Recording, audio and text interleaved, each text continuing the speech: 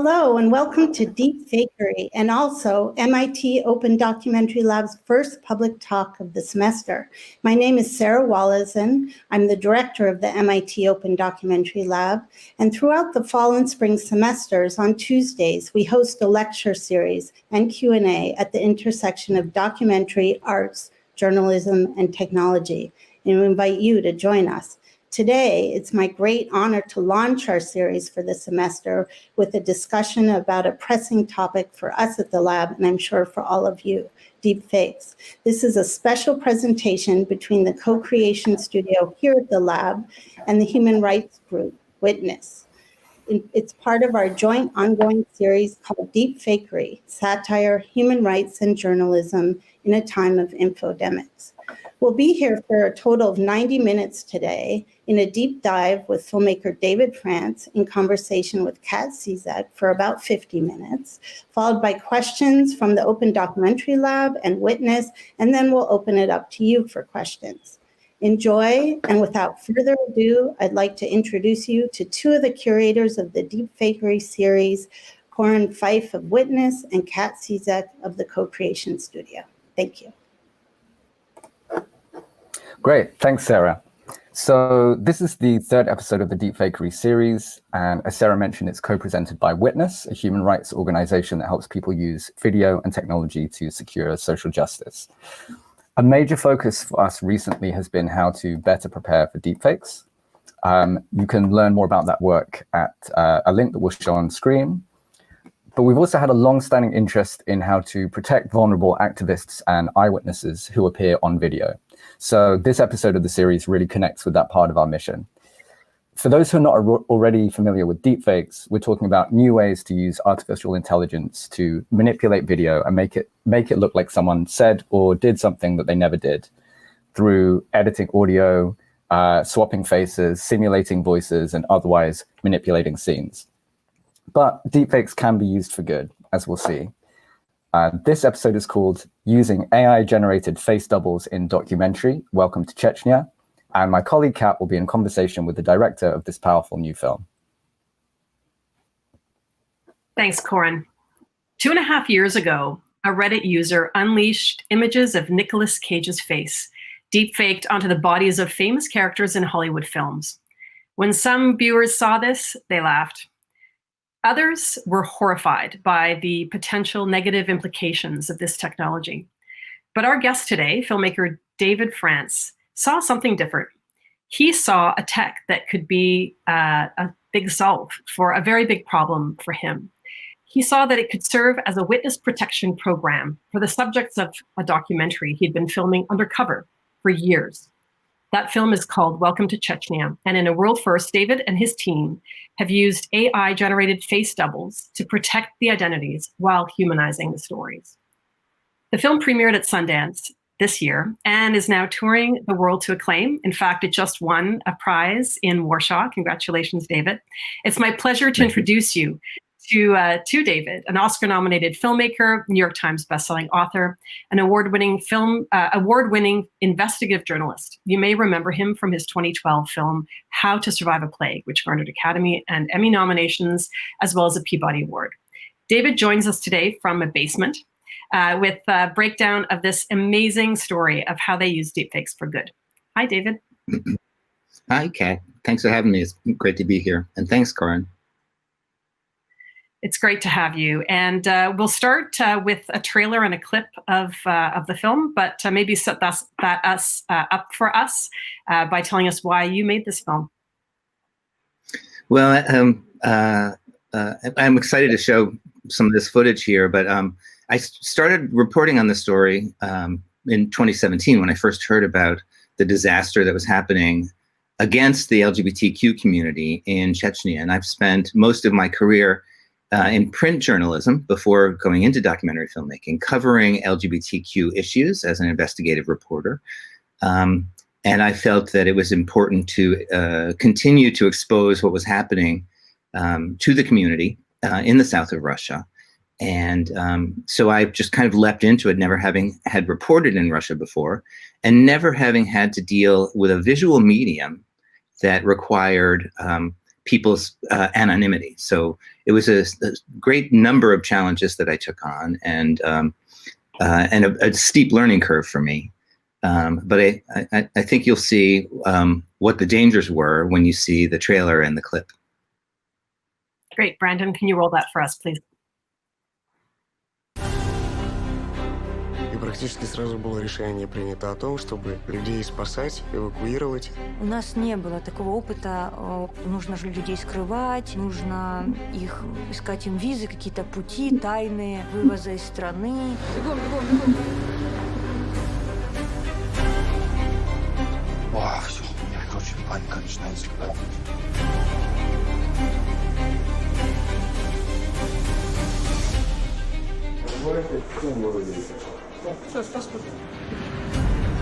Они будут искать. Я это прекрасно все знаю. Они будут делать все, чтобы это никогда не всплыло. Изменить ситуацию может только человек, который прошел эти пытки и заявит об этом публично.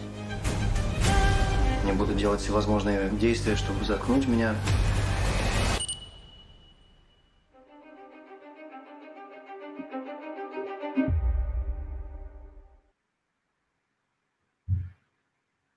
Когда это все начало происходить, потому что мы все понимали, что это катастрофа, что это вопрос о спасении не 2-3 людей, а сотен людей. Нужно было людей скрывать, потому что на них велась охота.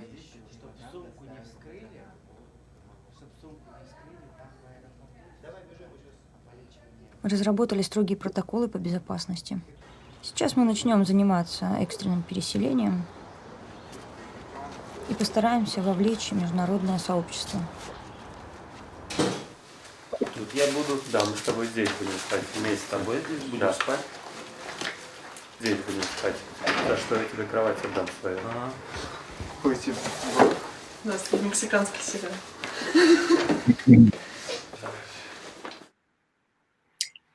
That was a scene from Welcome to Chechnya, and I'm here with the film's director, David France. Now, from the get-go, David, you put into place very high security protocols in the filming of this, and that really is worthy of a documentary in and of itself. But today we're going to be focusing specifically on identity protection for your subjects. What did you promise the subjects of your film when you first met them? Well, when I first spoke to them, I thought I could actually film them and include them in a film that would come out a year or two later, that by that time they would have found themselves in a safer place, and that I could go ahead and use their faces. And I know that they had not allowed anybody else to photograph them or to even meet them. So I thought I could, talk them into that somehow. And what I learned from them that I did not yet understand was that this genocide, really, that has been waged against them is one of elimination, not just one of scaring people away. So that they knew that they were being hunted around the globe. And if it were known that they were alive, that even by members of their own family, that would put their lives in risk no matter where they landed, even if they landed in Toronto or in Paris or Berlin. So what I had to be able to talk to them about was ways that I might be able to shoot them, still seeing their journey and covering that with a veil of some sort that would allow us to see their humanity and to join them on their unhappy journey. In ways that we could understand what it felt like and what it meant to them, and so that they could narrate their story in the most intimate way while still protecting their anonymity. And so I promised them that I would find some way to cover them up, and that I would continue to work with them in the process, because I knew that for the most part, and you saw that in that clip, that so many of them were very young, that I wanted to make sure that I got not just consent from them, but informed consent, that they understood over time what they were doing with me and what its significance was, and how that might somehow impact their lives. So that I would return to them. I had a contract with them that said that I would return to them for security reviews on the approach, security reviews on the footage that we have in the film, and then on the scenes that we were proposing to use. And it meant keeping in contact with people who were currently, even today, deep in hiding. So it was quite a challenge to promise to them, and even more of a challenge to follow up on. So your first idea was to rotoscope their faces. We have some of those early sketches that you were looking at as inspiration. Maybe you can tell us what you were thinking when you discovered these online. I brought this with me when I went to the shelter to show one approach that I might be able to use. And this is an approach where a rotoscoping technology allows the filmmaker to carve the individual out of a scene and just put them through a series of simple filters, reducing them to this kind of cartooning figure. And the cartoons really appeal to the people in the shelter. This little clip here shows the underlying person, and you can see how it's really just an isolation of a figure. And so literally on the contract that I had with people, I had them check off the box if they wanted to be made into a cartoon. And that did not everybody agreed to do it. Many people in the shelter felt continually unsafe, and to the point where they were not interested in participating in any way. But the people who did really thought this would be a cool thing for them. And let's just set the context for post-production for you. Let's just leap ahead into post-production. And can you tell us a little bit about the security context of your entire post-production all along the way to protect your footage as well as your post-production machines? No, absolutely. It's so with this promise, they allowed me to spend what was basically 2 years embedded in this underground network of shelters, recording stories, many more stories than are included in the film. And the first challenge, knowing that I was going to have to disguise them, was to find ways to be convinced that there was no way that my footage, even having captured it, would ever land in the wrong hands. So we transferred footage immediately after shooting onto encrypted drives. In Russia, it's not legal to have an encrypted drive, so we were taking risks doing that, but those risks were paled compared to the risks of life and death for the people who were in the film.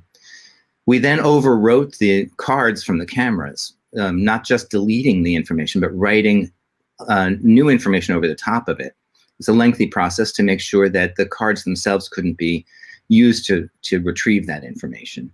And then brought the footage back to the studio in New York, which we set up as an air-gapped studio, meaning none of the computers in the studio had ever connected with the internet.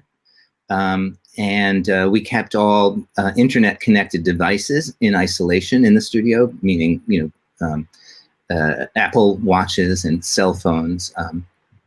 And so we wanted to make sure we knew we were working against the interests of state actors, and we wanted to make sure that the capacities available to the Russian government would not allow them access to our studio. And we worked entirely on encrypted drives, which is a very slow process in an edit, especially with 4K files. So we were advised along the way by data security firms that we brought on as consultants, as well as physical security firms that made sure that we were safe in bringing the equipment out of the country, and that we had legal representation every time we traveled to make sure that if anybody got caught with an encrypted drive, that they would immediately have access to a criminal defense attorney. So with that all in place, we come back to the lab and realize we can't send the footage out to rotoscoping farms in India, which would be the typical approach. So we had to bring people in and make sure that we understood their backgrounds and felt comfortable that they would join us on this secret mission. And we created a rotoscoping studio right inside our studio in New York. What a massive undertaking. Let's roll a clip of some of those early tests while you explain to us, David, what we're seeing. So this is a kind of a traditional rotoscope where just the head is taken. It's rudimentary and was fascinating to us. We were worried that it didn't do anything to disguise the character at all. It just made them look like little less than human, which was working against us. So we started with some filtering ideas that might distort some of the sizes of some of the facial features. This one we called the triplets of Belleville. It did tend to disguise, but it also tended to dehumanize, as you can see here. And we felt that this was a very important story we were telling, a very emotional story, and we didn't want to step on any of that. The more we filtered, the more we stepped. And we started to think that there might be no way that rotoscoping was going to be useful for us. This is a version where we rotoscope and then gave it to an artist to design over the top. And we ran out of energy there, I guess. But in designing something like that over the top, in interposing an artist's interpretation, I felt that we were doing a disservice to the people whose stories were being shared in the film and who were reclaiming their own narratives, that we were instead giving it to an artist to tell us how they reacted. And I wanted to see if there weren't a way where we could find the truth of what they were going through without recreating it. So we kept pushing, and at one point, in one of our edits, our editor Tyler Walk said that he was very worried that we would never discover this thing. That for all the work that we had put into making this film, that we wouldn't find a way to tell the stories faithfully and genuinely in a way that re-empowered the people who had survived this terrible atrocity, and allowed them to reclaim their narratives and their own humanity. So we kept pushing on. You had a really big problem. How did you find deepfake technology? Well, we found the same Nicolas Cage. There's a data set of Nicolas Cage's face all over the internet. And one of the companies that we had started reaching, as we were reaching further and further afield to try to find a solution, one of the companies just applied that face to the body of that individual who you were watching.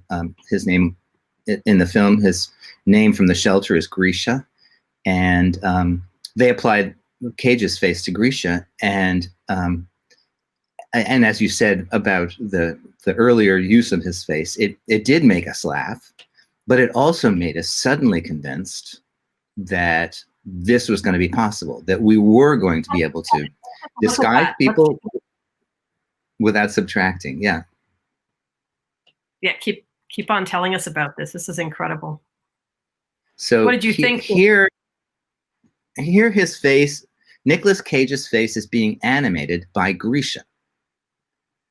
So his facial movements, his micro expressions, everything is true to the underlying character in the film, to this survivor of torture, and yet he's wearing this mask in such a way that nobody would know who he is. And we got very excited, and then we asked, Hollywood what it would take to do this. And this is a technique that had been used in other aspects. I think of Margot Robbie in I, Tonya. There's that ice skating scene, several ice skating scenes, where her face is glued over the face of the woman who is doing the acrobatic work. And that's really a time-consuming, frame-by-frame application. And we knew that that was not going to be possible for us. So at once we thought, yes, this will be possible to show this film. No, it won't be possible for us to do this, to make this possible, to bring this story out. So we were out of one bind and into another bind. But you started working with software developer and VFX specialist Ryan Laney. Let's hear from him, and he'll tell us a little bit about what he started doing with you. The next step was a volunteer friend of ours sat with us, and we did a proper facial data capture session. We then used that in a high resolution scenario, and we're able to get something that not only was quality heads above what we had done before, but also a level of expression that we didn't quite expect. In a sense, there's two databases. One is of the volunteer and all their angles and expressions, and the other is of the subject in the film and all their angles and expressions. The machine makes an association between those. The way the machine represents the face is a bit like a memory. And what it does is it correlates the memory of a face smiling in one person with the memory of a face smiling in the other person. Every eye blink, every smile, every expression, every piece of emotion, every micro expression might be a way to say it, is translated faithfully from one to the other. From one to the other. David, what did you think of Ryan when you met him? Well, I thought he was a madman.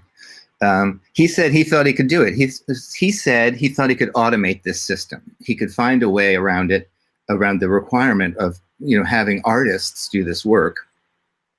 And he could use artificial intelligence and deep machine learning to make this an accessible use of technology. And here we had a film that is, an hour and 47 minutes long. Something like 80 minutes of the film have people who needed disguises, 23 characters in all. And he said he could do it. We just all thought, well, we'll let him try. And he set up we had to do this in secret. So we set up a secret location in Los Angeles with no windows to the outside, where he and his team could work to build this software to allow this to happen. And this was not simple work. I mean, the deep fake stuff that we're accustomed to seeing is almost always just a face talking, sitting in a chair talking, and never moving around, never running for their lives, never operating in suboptimal lighting, being filmed by iPhones and GoPros and hidden cameras, and never turning away from the camera. I mean, that turned out to be one of our biggest complications, where the machine would just throw the face onto a potted plant or onto the door of a building in confusion after the person turned around. So he had a lot he had to work on, and we just set him to it and said, we'll give you 2.5 months to tell us that this is possible. We worked with him on the R&D of it, and he came back and said, let's do it. So we were about to pull the trigger, and then we started having second thoughts. And the second thoughts were about, were these faces going to be relatable in his technology, and or would they risk throwing the viewer into the uncanny valley? We worried that the closer we got to being, a perfectly human look in this disguise, the more we risked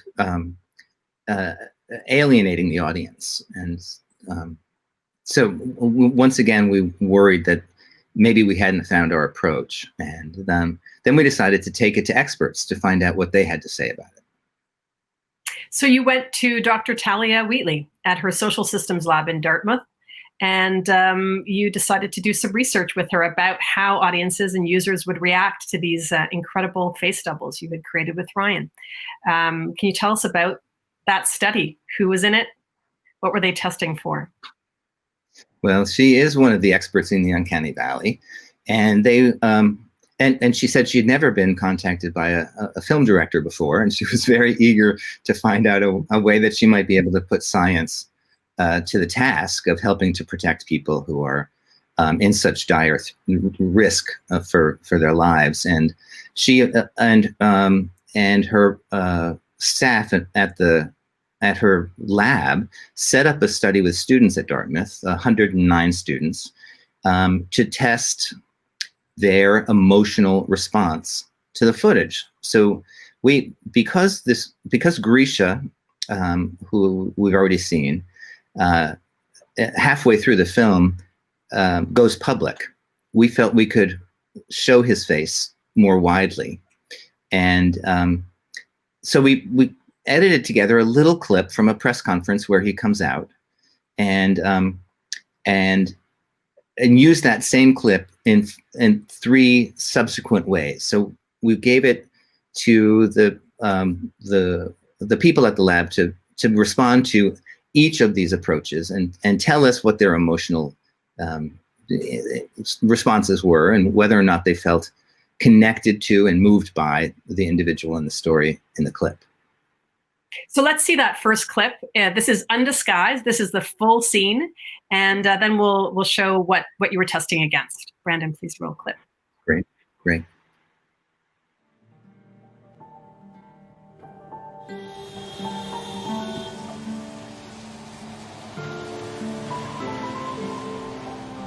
То есть пока нет заявителя, нет нечего расследовать. Мы можем сколько угодно кричать об этом на каждом перекрестке, но пока нет человека, который заявит о том, что с ним это произошло, не начнется расследование. Даже попытка, даже проверка. И что вот наконец-то человек, который об этом заявит, он действительно написал заявление в Следственный комитет Российской Федерации.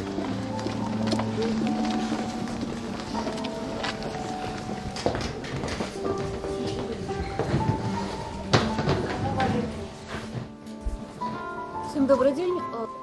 Охота на геев весны этого года, когда были незаконно задержаны и подвергнуты пыткам десятки человек, остается нерасследованной.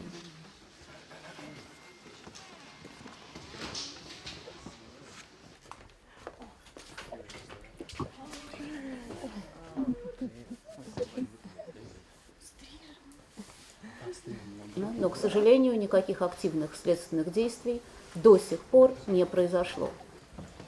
Зачем мы собрали эту пресс-конференцию? Сегодня впервые перед журналистами выступит человек, непосредственно пострадавший. Максим Лопунов. Твою историю Максим расскажет сам.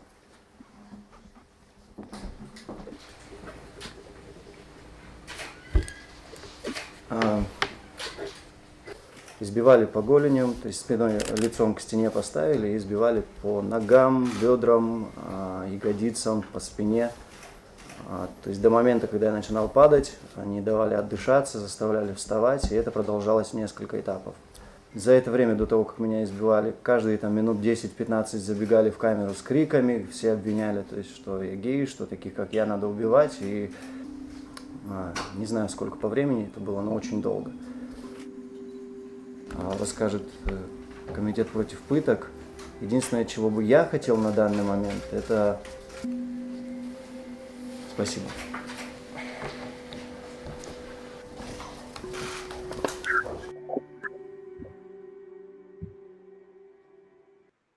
That's Grisha undisguised. And you were testing, David, against 3 other versions of the same clip. Maybe we'll just run those and you can tell us what we're seeing, each one of them. So this is the undisguised, and we gave them that clip to watch. We assumed that that would score very well, or at least would be the kind of our gold standard. And then we used the full face swap, which is the technique that ultimately we used in the film. Then there was a thought that maybe we should cut the eyes through, that maybe the eyes that you're looking at here are not crisp enough. And so we were able to use the face but retain the eyes, which you see in this image. And that had the advantage of getting all the lighting right for the room. And then the final was an animated version to see how that would score, to see whether or not that was still an option for us, if we could figure out how to actually get the disguise to work. So all 4 of those were shown in this study. And we were surprised that the full face swap was, in fact, the best of the emotional responses, that it scored slightly, maybe statistically insignificant, but slightly higher than the undisguised face. And that the punch-out eyes was disturbing to people. I'm sorry? That was the verdict. That was the verdict, and I went back to Professor Wheatley and said, why do you think that the disguised face scored better than the other face? And she thought there might just be a question of attractiveness or handsomeness as measured by the people who were in the study. But they were close enough that we knew we were not risking the uncanny valley in any way by going with the full face swap. That's incredible. And you're publishing a paper with Dr. Wheatley on this as well. Is that correct? We are, yeah. We are. We're talking about this. This is the first time that this has been used in this way. Certainly the first time to protect witnesses and to protect people who are in such peril. So we're writing it up as so that we can understand the science of it and how the science worked. And I think it's in pre-publication now, so the paper can be read in one of the pre-pub sites. That's great. Now, you had settled on a face swap solution. You figured out the technology, you figured out the emotional resonance, but now you needed some faces, and you needed 23 of them. Is that what you said? How did you go about recruiting and casting faces and face doubles for this film? We had we knew that we were, asking for a lot, and we knew that we couldn't ask actors to do this. The SAG is very concerned with this approach, and we weren't asking people to act. We were asking people just to lend us their face so that we could create an algorithm, a data set that would allow this transfer to take place. So we started going to people who are activists in the social media space around LGBTQ issues, particularly around issues related to international queer solidarity protesting. And we clipped their faces out and sent them to Ryan saying, will this one work for this person? Will this one work for that person? We did a lot of pairing. We were calling it casting. We were trying to find somebody whose face was dissimilar in the extreme from the underlying person, but whose facial features still lined up in one way or another with the people that were being covered. And we did that because we discovered that when people turn sideways, if their nose is longer than the volunteer's nose, it's still there. We got a double nose situation. So we were careful to try to match them up, and Ryan was giving us approvals on them. And so we went to Instagram. We went to demonstrations. We approached total strangers and said, would you be willing to take this on as an act of activism, to lend your face as a kind of a human shield to protect the identities of people in this story? And so many of the people doing Instagram activism are desperate for something that's a little bit more than just posting a picture. This gave people something to do, and we had no shortage of volunteers who, the majority of them already established activists, to come forward and say, yes, I'm happy to do this. So you had these face doubles, these activists who were donating films, donating their faces, and you had to bring them into the blue screen studio. What came of that process? And we'll hear from Ryan as well about what that looked like. We just had to bring them in and borrow their faces, and we had to do it as economically as possible, and with huge data files. We were ingesting their images in 4K videos from multiple angles, and so each of them spent, for each of the scenes that they were in, gave us an hour and a half in the studio, and it was an undertaking that took 8 days. Wow, 8 days. Let's hear from Ryan and see what that looked like. One of those first two tracks we were working on was to figure out what we needed to, in the film, what we needed to cover as far as environments went.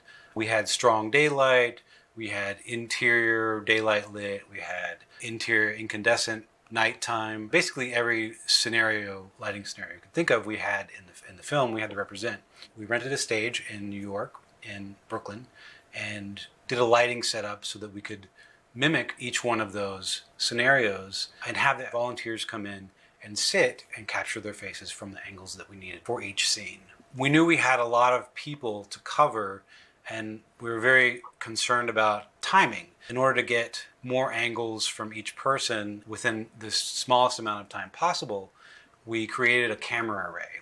We used 9 cameras, DSLRs, and we arranged them in a grid so that we could capture 9 times the amount of footage for every moment. This gave us a larger data set. It also hedged us against making sure that we had enough coverage for something that maybe we didn't think about. This gave the machine a lot more material to work with when trying to find matches between frames in the film and this data set of the volunteer. The facial data capture sessions were really about capturing the range of motion that we would need in the film. It wasn't an acting or a pantomiming of what was going on in the film.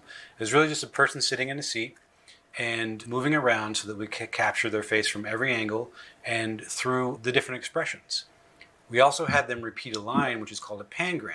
This is a sentence that covers all the phonemes of the English language or whatever language that we're working with, so that we get the correct lip shapes when we're reproducing the language in the film later. Vachasha Yuga, Jilba Citros, Da No Falshui. And again, this is all just data for the machine so they can make a good pairing between the volunteer and the subject in the film. Data for the machine. You created a whole new system with Ryan. Can you tell us about the implications of this work together? Well, we have, and we recognized it as it was happening, that we were creating a brand new tool for documentary filmmakers. And that, I'm a relatively new documentary filmmaker and relatively new in the visual space. So I didn't, at the beginning of this process, know what the limitations were in the ways that documentarians had solved this problem in the past. And all of them had been reductive in a way. They had tended to blur or pixelate or somehow eliminate the true kind of human expression of the experiences of the people in the film. And what we have now shown is that it is possible in an affordable way to use this artificial intelligence and machine learning universe in a way to allow documentary filmmakers to tell stories that otherwise would not have been tellable, and to allow people who have suffered and continue to suffer unspeakable suffering to reclaim their voices and reclaim their narratives and invite the world to witness what happened to them and what the cost of that was. And so we give it to the world. It's and we fully expect that it will be used again, even in the near future. Ryan has already begun working with other documentary filmmakers in their approaches to using this tool. And I think that it opens up, certainly in the area of social justice filmmaking, a brand new ability to bring audiences to these intimate stories of abuse. Absolutely. The pixelization and digitization of faces, thanks to reality TV and so many cop shows for so many years, has served to really criminalize an anonymized face. So it's really remarkable. And in fact, we have a comment from someone on Facebook who says, "This is amazing. I'm thoroughly impressed. You're right. It does preserve the humanity of the subject." How have audiences, I know that you've been mostly traveling festivals online, but have you had a chance to hear from audiences about their reactions to this remarkable footage?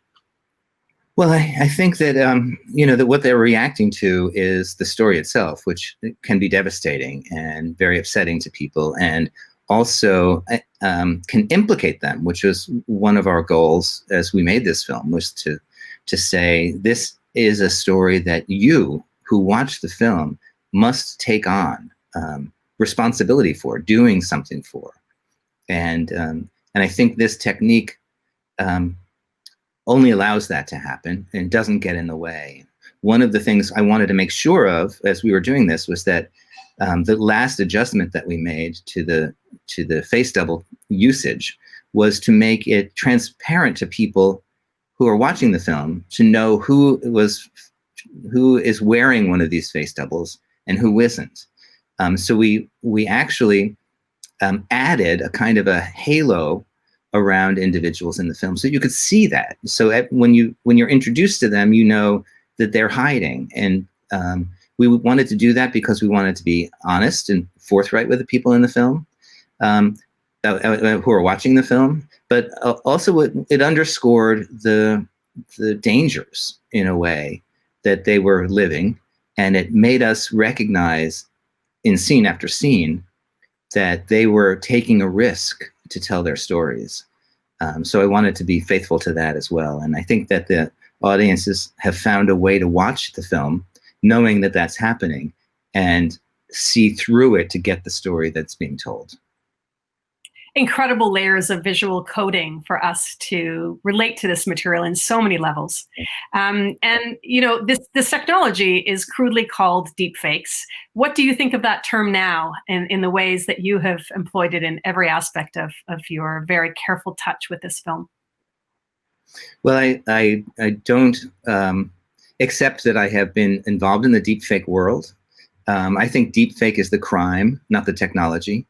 And in fact, as we were trying to figure out what to call this initially, I thought we should probably call it something like deep truth, because it allows a truth to be told that would otherwise have been silenced forever. So, you know, I think I think we should look at all technology as having dual moral purpose. This one especially included. And I think what the tool allows us to do, the range of things that artificial intelligence might allow us to work with and to accomplish might not be fully yet understood. So I have tried to correct people in reviews about the film who want to call it deepfake, to say, if it were deepfake, then it would be a different film altogether. That in fact, nothing in this film has changed except the skin that stands between you and the person who's telling us their truths. And there's a profound sense of consent throughout the entire process, from the people whose identities you're protecting to the people who are giving their faces to this project as well, and voices. And to the audience. The audience is consenting to watch this technology. There's a disclaimer card at the beginning of the film that says, faces of those who are fleeing for their lives have been digitally altered. And we leave it to you to recognize which those faces are. We don't tell you until 2/3 of the way into the film how they've been altered,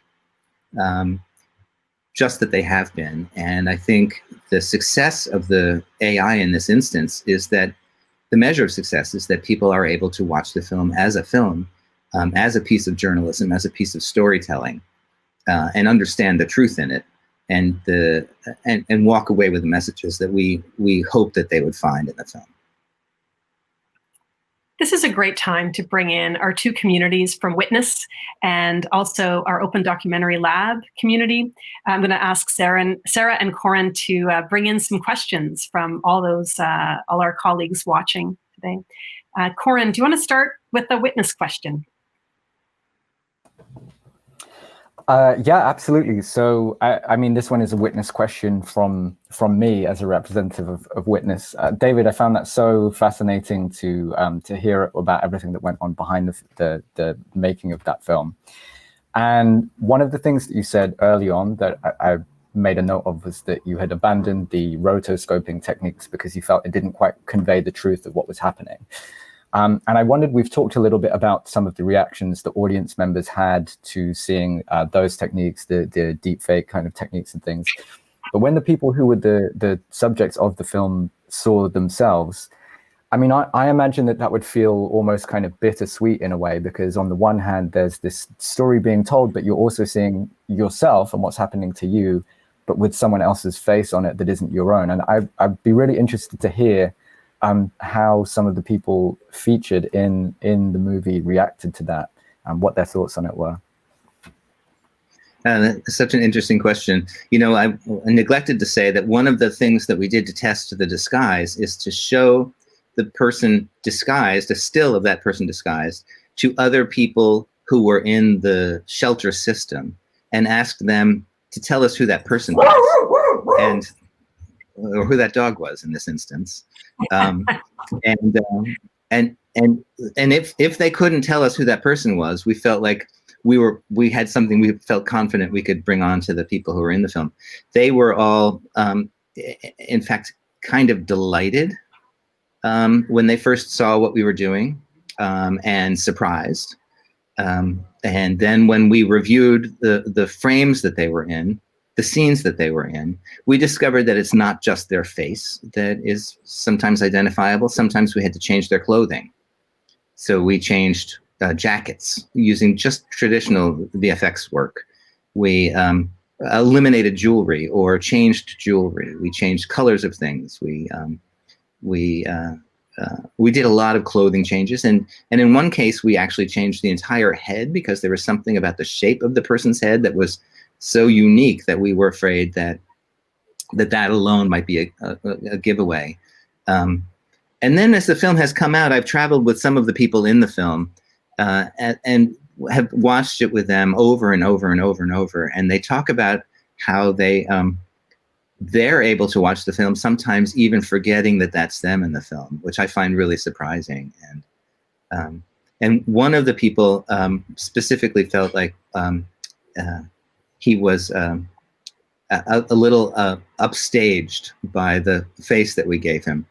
And he was happy to have been portrayed as even more handsome than he was. So there's kind of a lot of really personal response to it.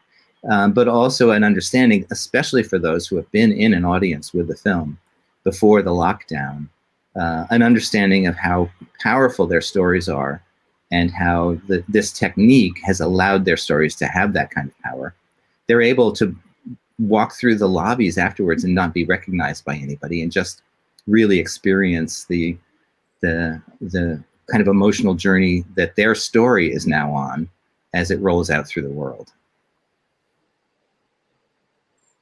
Thank you. Sarah, do you have a question from our community at ODL? Yes, first, David, I just wanted to thank you for this incredible work. And, you know, it's so true that it's not about the technology, it's how you use it. And it's so inspiring and important how you're showing how you're using it. And we have a lot of questions from our lab. Take the first one from Joanna Wright. Thank you for sharing this important project. My question is around the practicalities of working with so many speculative FX processes. What did this mean in terms of production time, funding, and in each iteration, did you go back to the contributors to get the responses to their new representations? And did that impact the decisions you made in any way? Thank you, sir. That's a great question. I'll start with the iterations.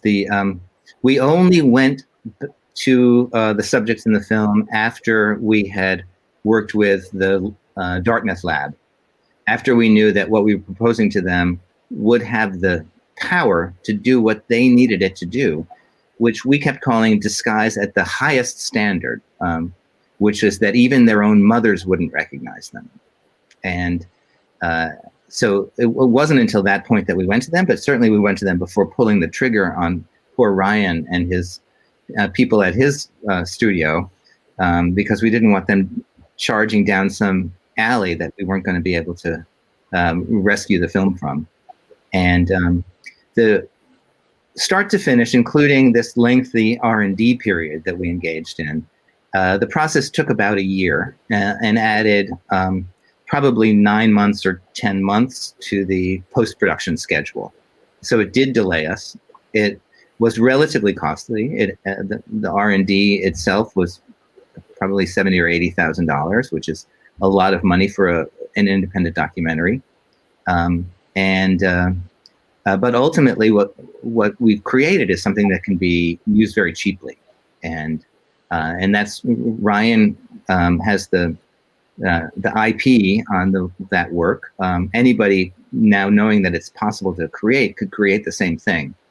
Hopefully there'll be a proliferation of VFX artists who see the importance of putting VFX, which is usually used so trivially in Hollywood, to such some serious-minded use. I'm just going to remind viewers that you can drop your questions into your social channels and we'll pick them up and bring them to David. But I'm going to turn to Corin now for more witness questions. Yeah, thanks. So in discussing this series with Sam Gregory, the Witness Program Director, he was asking about the, well, Witness has done a lot of work on face blurring tools and to what extent they should be incorporated into mainstream social media platforms. So, you know, Facebook and Twitter and YouTube, in fact, has recently come out with an option to blur faces. I wonder where you stand on that, having clearly gone through such a complex, time-intensive, you know, research-intensive process to do this. Do you think that we should see more of these tools being incorporated into more casual apps, into social media platforms, and so on? Or do you think perhaps that it is too difficult to implement with the kind of security level that you're trying to work at?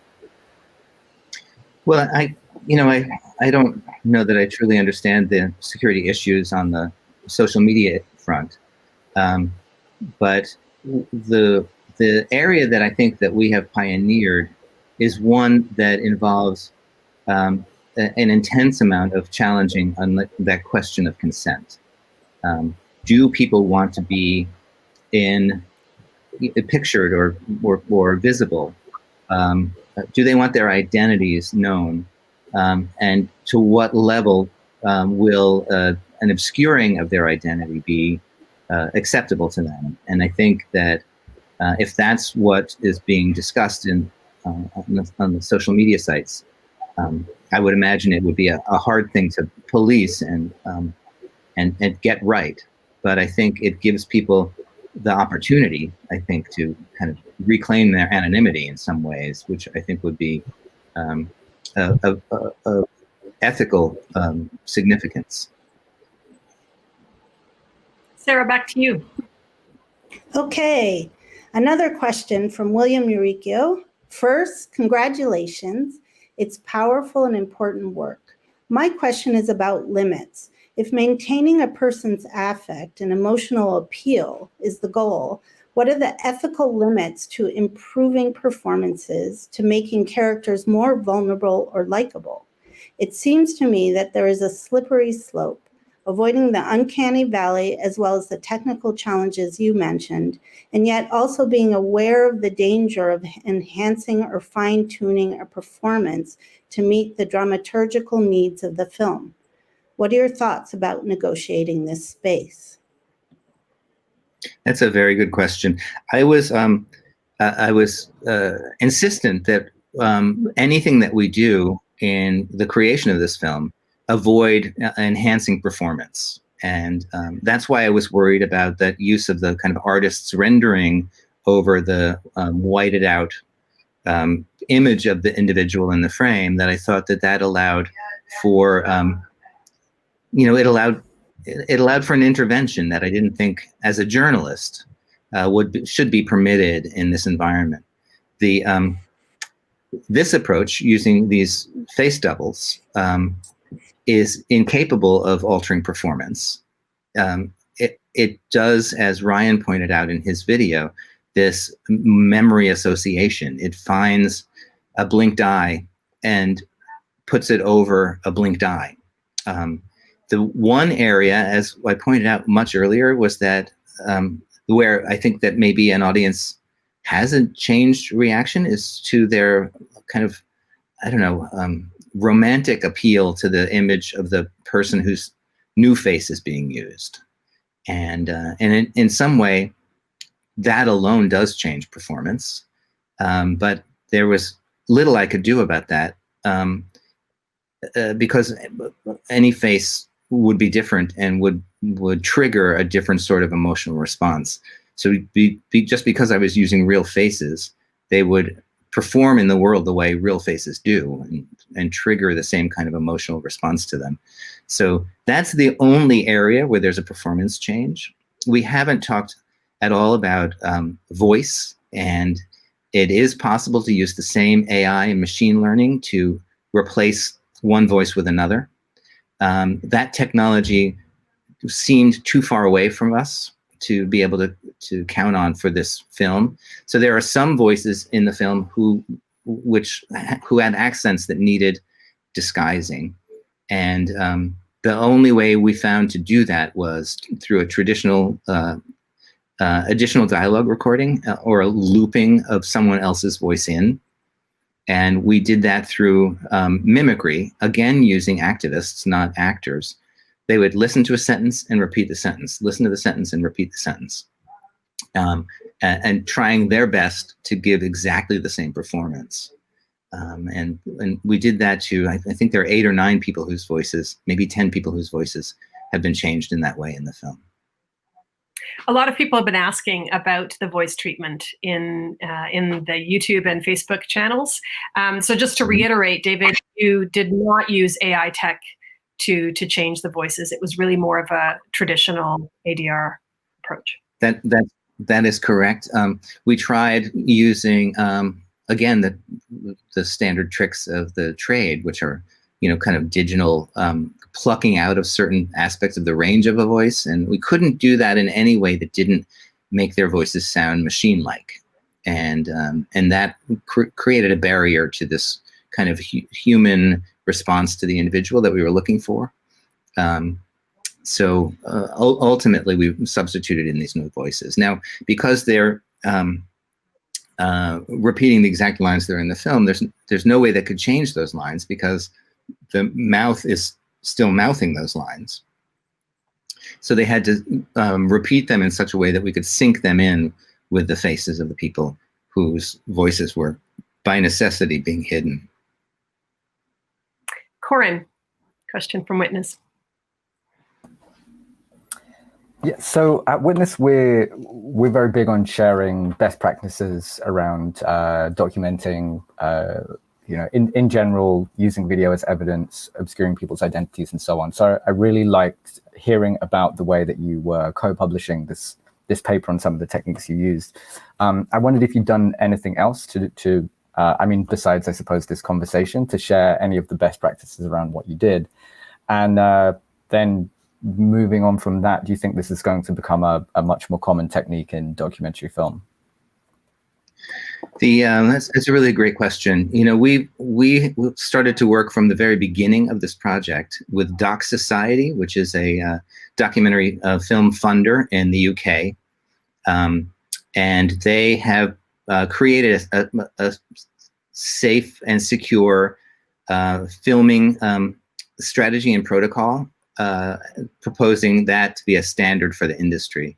And they worked with us to create a kind of a real world practicum for their ideas. And we have been feeding back to them all of the information about our approach. And that will be included and incorporated in future editions of their safe and secure documentary filmmaking protocols booklet.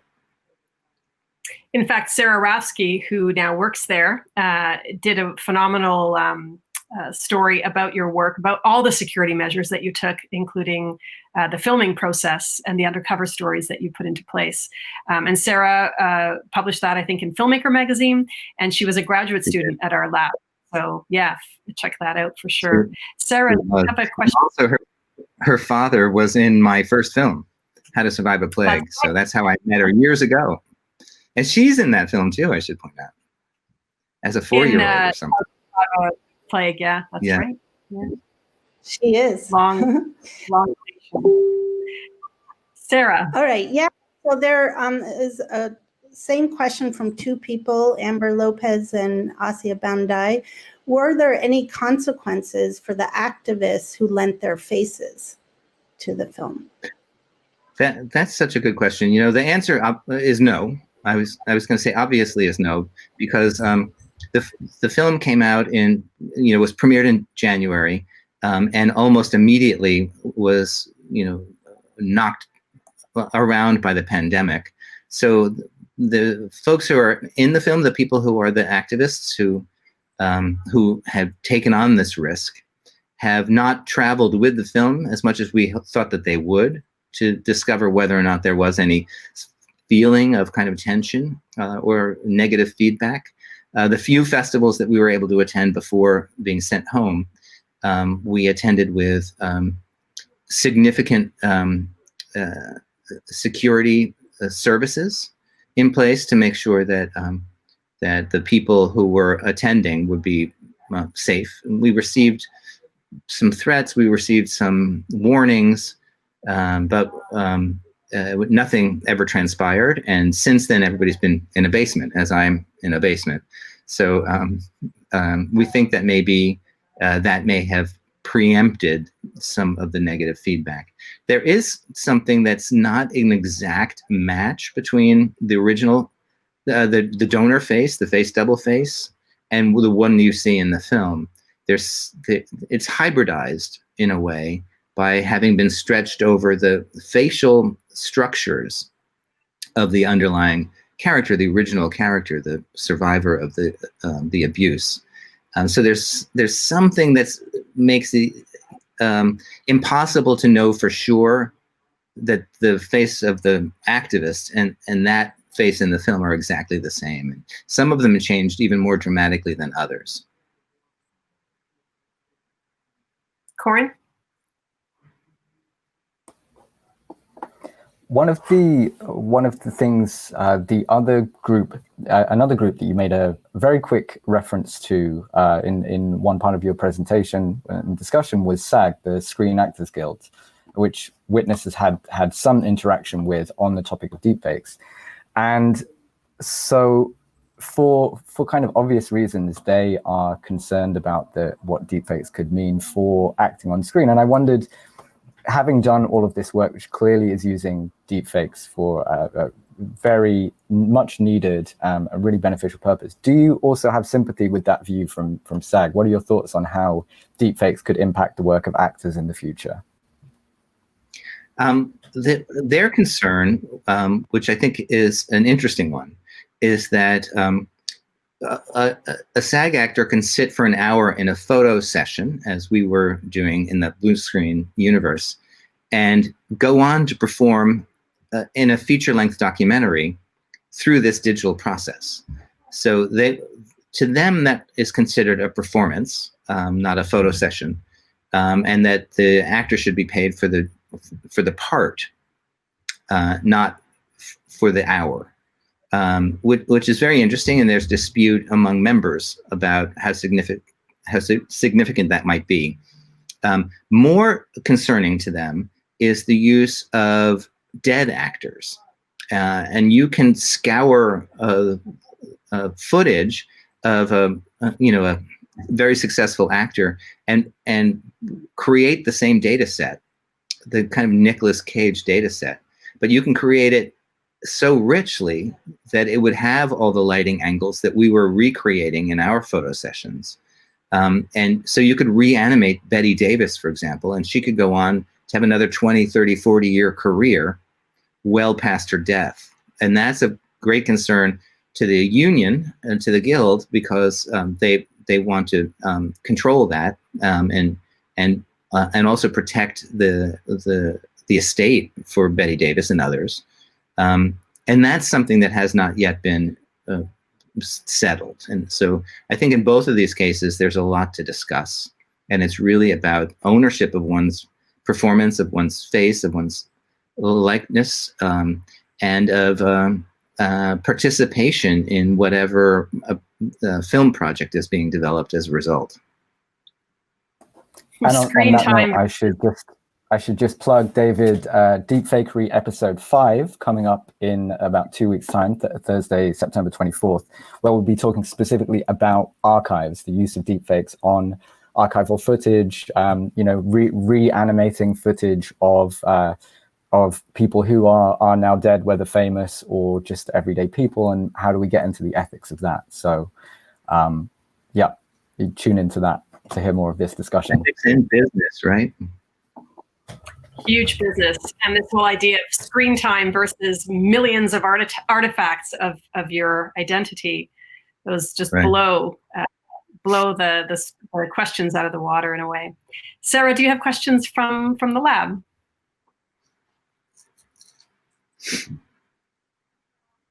I think you're on mute.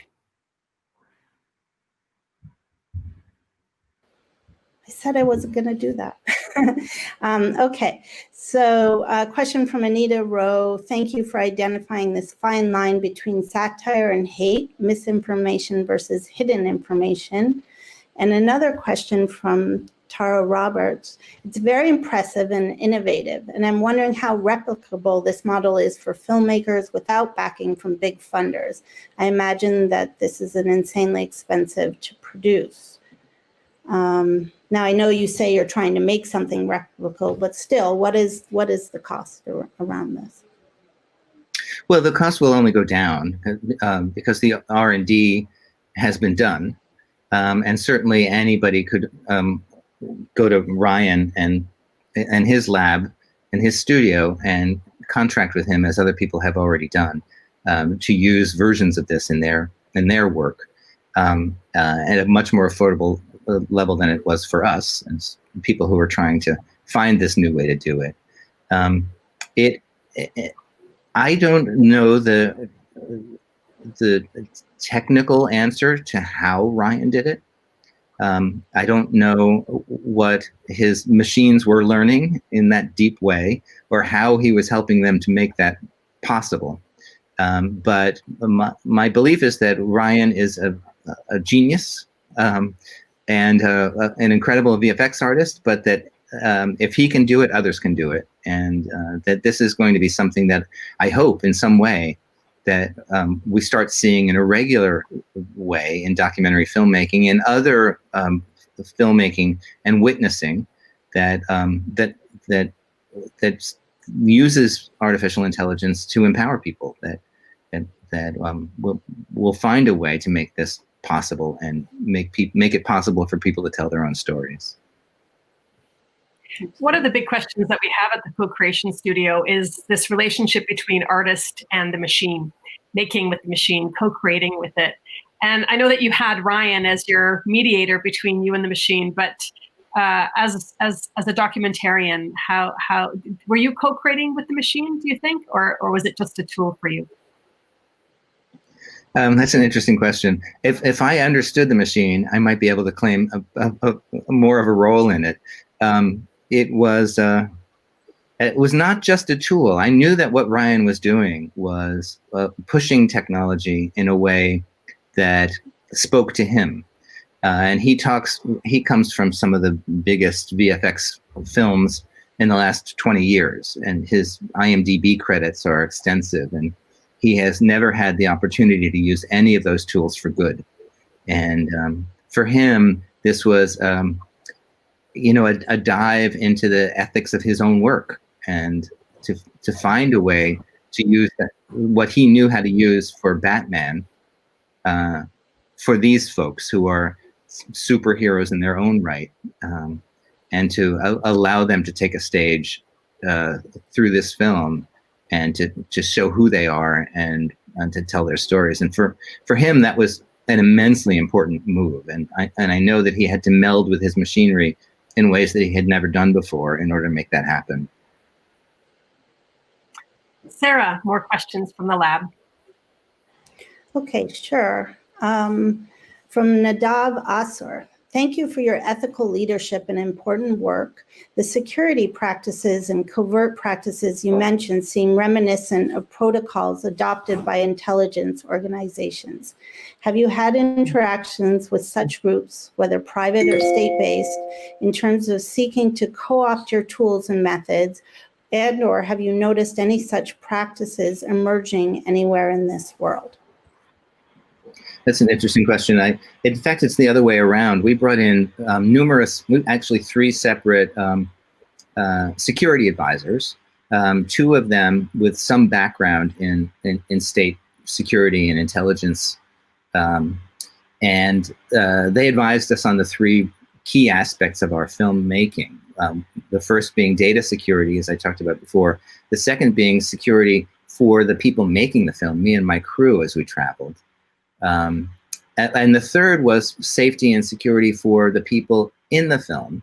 And although they had their own security protocols, we wanted to make sure that nothing we did broke through those protocols or disturbed them in any way, and made their lives more dangerous. And so we called upon people with expertise in those worlds to help us set up our protocols. And I don't think that there's anything that we've given them back, except for this kind of real life experience of the work that we were doing in Chechnya and Russia. Sarah, more questions?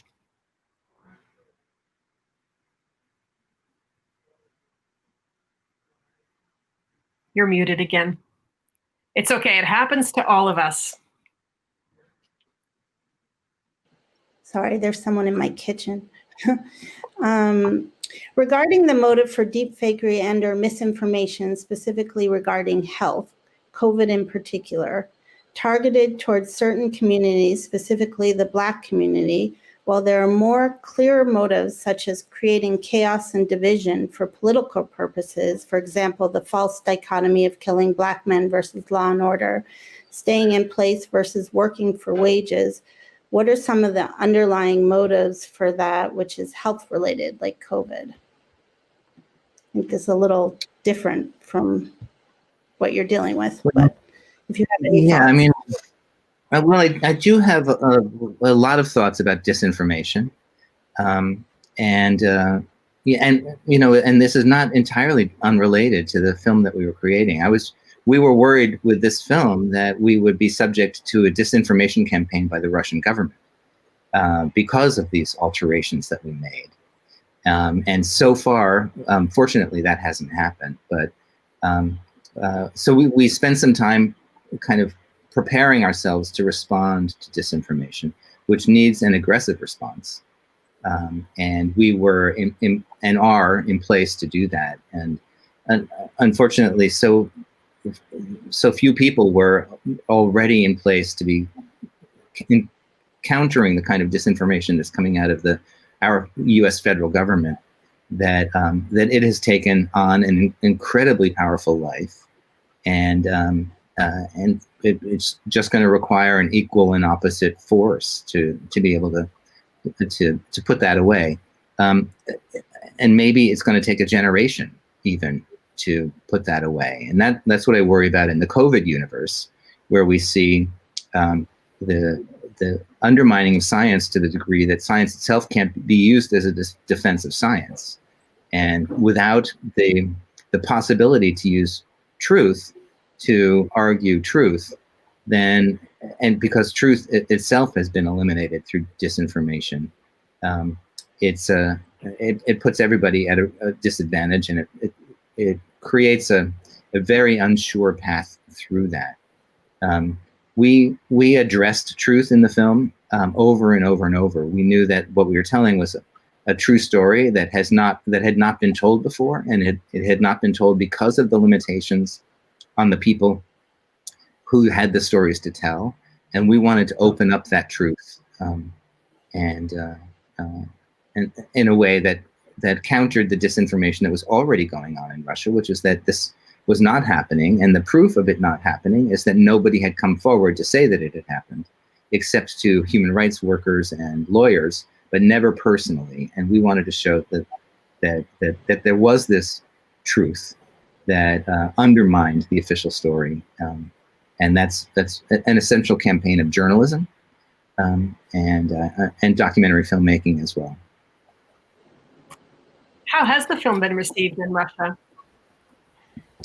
It's been very interesting. We dropped the trailer in June, and it went within 36 hours to 1 million views in Russia, which showed that there was an intense hunger for this story, both positive, one imagines, and negative. And then after the film dropped on June 30th on HBO, it was immediately pirated in Russia and on multiple platforms. And it went to number 6 on the charts for popular films in the country, even as a bootlegged kind of YouTube and social media distributed film. And that was surprising and again showed the interest in a true story about what's happening in Russia, which is something that's almost impossible to get there. You can't show a film in Russia that hasn't been licensed to be shown, and to get licensed, you have to go through the federal censorship board for it. And you cannot show stories about that seem to endorse LGBTQ people. That is considered queer propaganda, and it's outlawed by federal law and now enshrined in the newly amended constitution for the Russian Federation. So there's so many ways that the government keeps people from getting real information, that the fact that we were able to find an audience so vast and so stealthily was very interesting to us. And was there a lot of media coverage in mainstream? There's been a ton of coverage in Russia, yeah. And almost all of it positive. The Kremlin was asked to comment, and the spokesperson for Putin said that acknowledged knowing about the film, but said that they were way too busy to watch documentary films. They were running a government, which makes me think that they had plenty of time to watch this documentary film. And the Chechen leader, Ramzan Kadyrov, has also spoken about it in dismissive ways, but we've forced them to respond with the film, but we also, and I think more positively, we forced Washington to respond with the film. 72 hours after we showed the film to Capitol Hill, with Congressman Steny Hoyer introducing the film to lawmakers and policymakers, the State Department finally, 3 years after this atrocity began, finally issued sanctions against the Chechen leadership.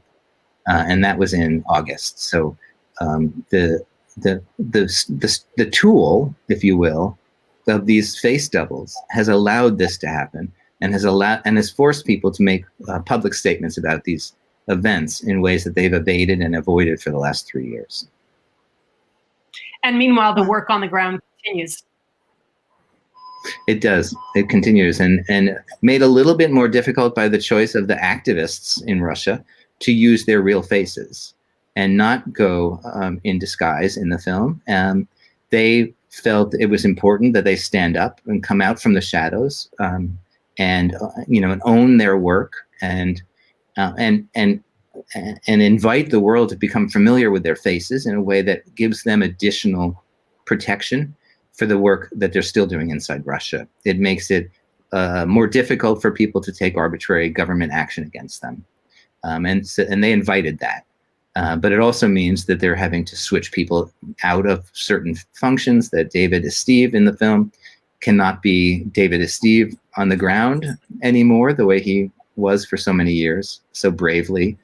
But for them, it was a choice of using their own faces as an act of politics and as a way to communicate a story forcefully. There's a question from Asia Bandaigan. Do you think it's possible to reverse engineer the AI deep truth image and strip down the layers to reveal the true identity of the vulnerable subjects? That's a very, very good question, and one that many people have asked us. There are no layers. What we have released is, a digital file, which is, like a print. It's a digital print that no longer bears any of the original character in it, and you could use AI to swap in a new face altogether, but you can't go and delete the work that's been done and find any underlying images.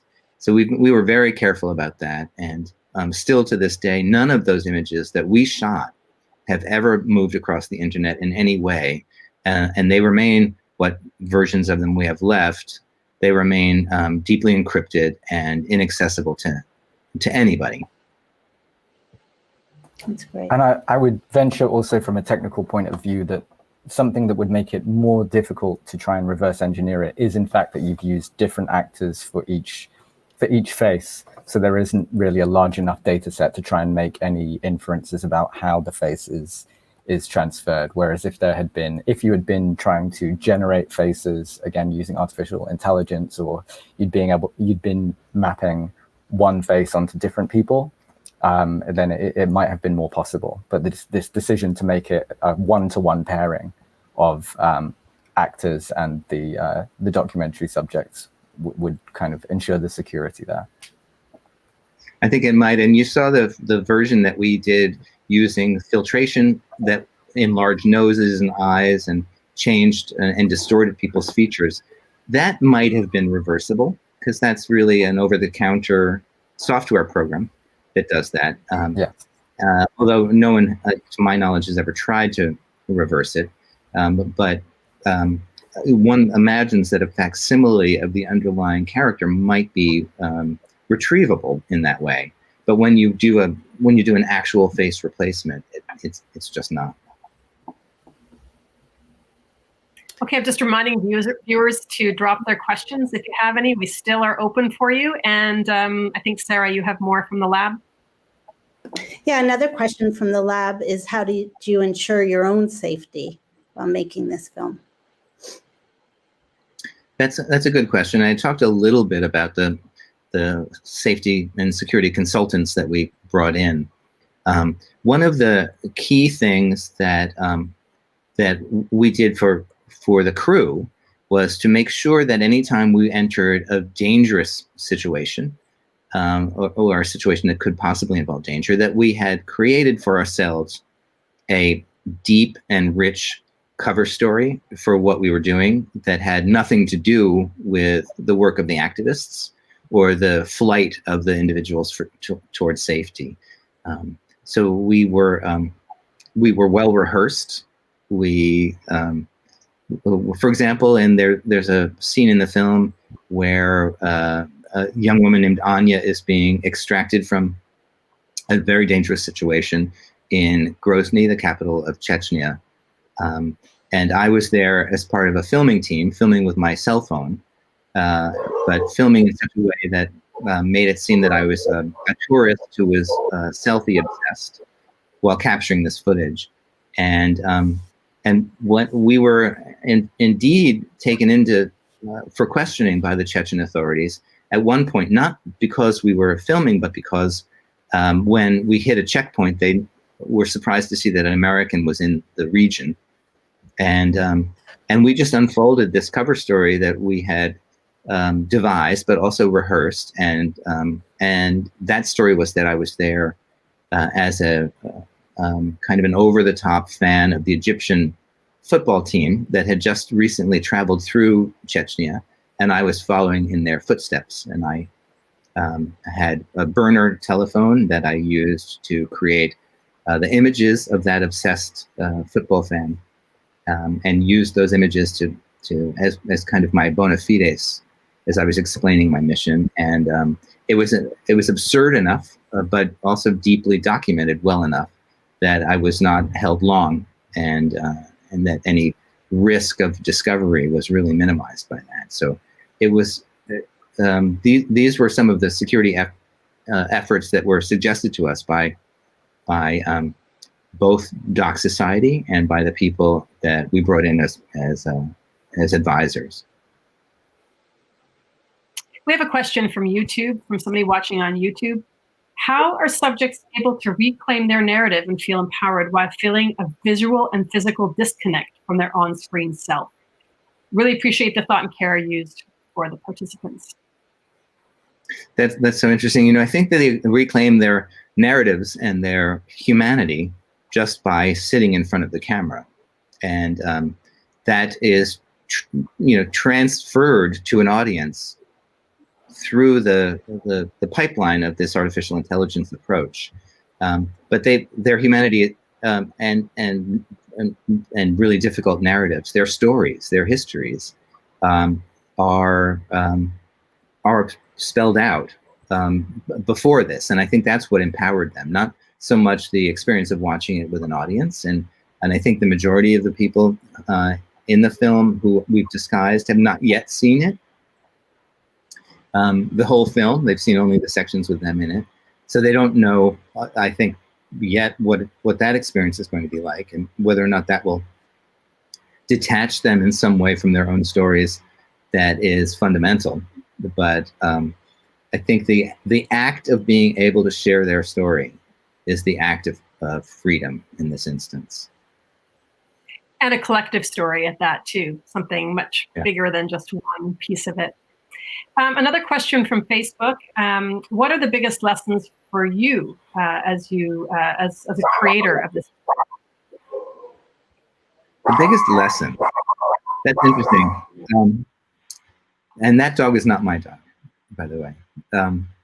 I think certainly the biggest surprise that I had going into this reporting was that I knew that I was going into a very dangerous reporting environment.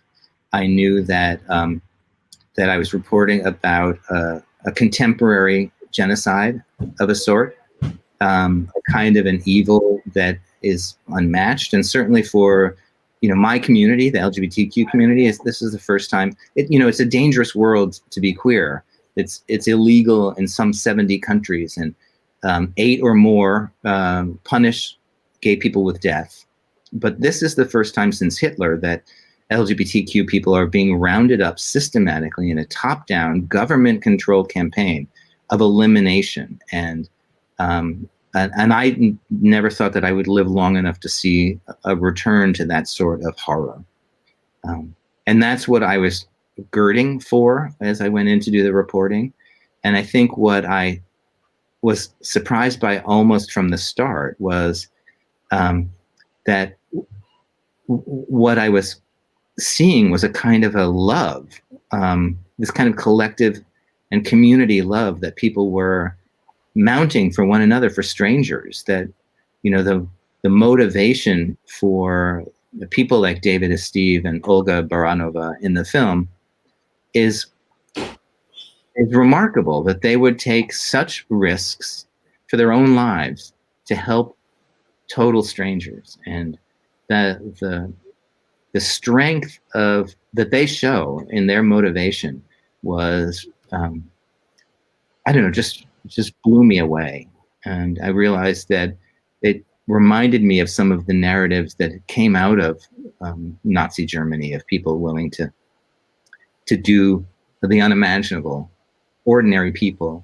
And I think really the lesson that I took away was from them, which is that sometimes some people are called upon to do these extraordinary acts, and they take that on at whatever peril to themselves. Thank you, David, for this incredible film. And thank you so much for bringing us all into being able to act with this film as well, as an active viewer, as part of the process. It's really remarkable. And I think the way that you've used that technology to create those layers for us to engage in multiple ways while feeling the humanity of the story is truly remarkable.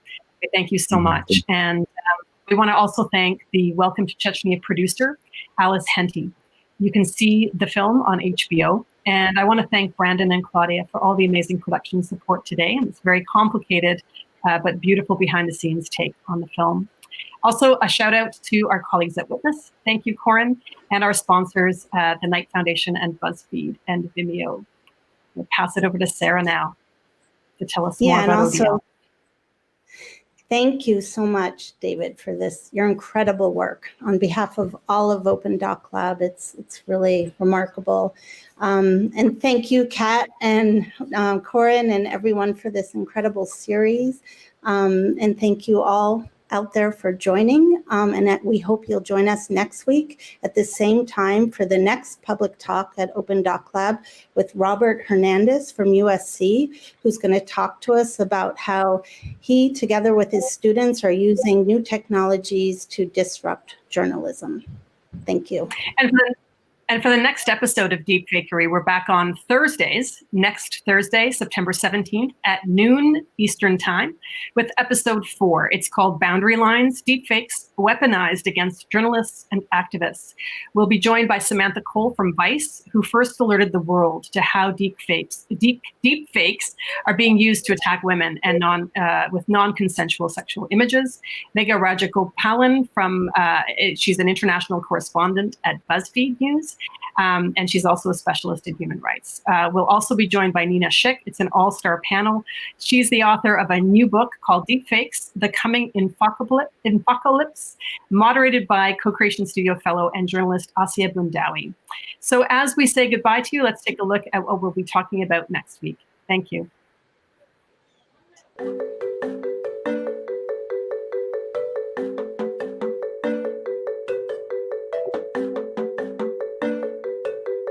Harry Belafonte joining us live this morning. Hey, good morning, Harry. Harry, wake up. Harry? Yeah? Wake up, wake up. Okay. This is your wake-up call.